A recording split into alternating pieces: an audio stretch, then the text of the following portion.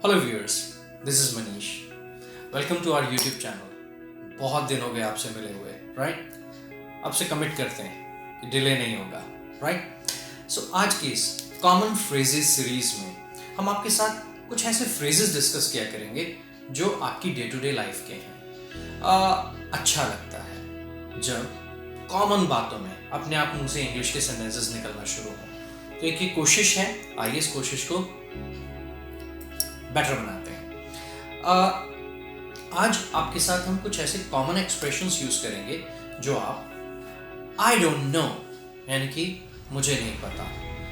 कई बार ऐसी सिचुएशंस आती हैं कि जब हमसे कोई चीज़ पूछता है और हमें पता नहीं है।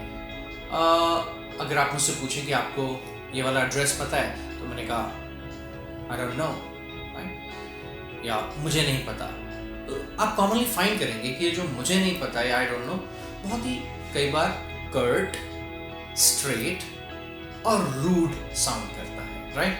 तो आज हम डिस्कस करेंगे 4 या 5 अच्छे तरीके जिनसे आप आई डोंट नो कह सकते हैं। सबसे पहला तरीका, मैं आपके सामने पहले सेंटेंस बताऊंगा, उसके बाद मैं आपको इनैक्ट करके बताऊंगा, और लाइक ऑलवेज हमेशा की तरह आप उस मेरी जो मैं एक्ट करूंगा उसको आप कॉपी करेंगे, राइट एवरीवन? तो पहला तरीका है, जब भी हमसे कोई कहता है कि ये चीज़ कहाँ पे है या वो चीज़ कहाँ पे है और हम कहना चाहते हैं आई डोंट नो, तो आपके पास एक बेटर तरीका है। आप कह सकते हैं सॉरी, नो आइडिया, या फिर I am sorry, no idea. और इसको कहते टाइम आप थोड़ा खराब भी फील कर रहे हैं कि आप बता सकते, शायद उसकी हेल्प कर सकते, तो आप कह सकते हैं I am sorry, no idea. चेहरे पे कुछ एक्सप्रेशन ऐसे हो कि लगे कि हमें रिग्रेट भी फील हो रहा है। नंबर 2, कई बार ऐसा भी होता है situation, I am really not sure. एक बार ट्राई करके देखिए, I am really not sure. That's good, you did it nicely.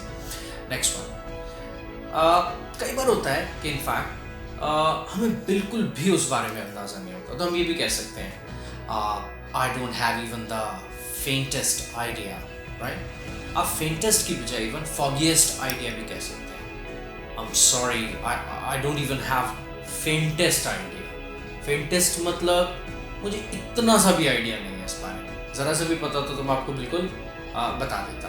It's a very good ways आप कह सकते हैं। एक और तरीका है, I'm not the right person to tell you about this. I'm sorry, I'm not the right person. तो ये 3 या 4 ऐसे एक्सप्रेशंस हैं जिन्हें आप यूज कर सकते हैं। एक और आप कह सकते हैं, फॉर एग्जाम्पल अगर आपसे कोई कहता है कि एग्जैक्टली क्या आप इसमें मेरी हेल्प कर सकते हैं, तो आप ये कह सकते हैं I'm not sure, I'll get back to you after 10 minutes. I'll get back to you का मतलब है कि मैं वापस आपको बताऊंगा इस बारे में, या मैं आपको कॉल करूंगा, या आप इवन मैसेजेस में भी यूज कर सकते हैं। तो आपने लिखा I'll get back to you soon, I'll get back to you on this. तो these are some expressions जो आप I don't know कहने के बजाय, अक्सर तो हम I don't know भी नहीं कहते। कोई हमसे पूछता है क्या ये एड्रेस पता है, हम कहते हैं I hope these are not good expressions. I hope आपके 5 expressions को यूज करेंगे एंड थोड़ी सी इंग्लिश आपस में शुरू करेंगे। जो भी एक्सप्रेशंस आप यूज करने वाले हैं, राइट, जो आपको अच्छे लगे, कमेंट बॉक्स में जरूर लिखिएगा। And don't forget to share, like and subscribe. Thank you.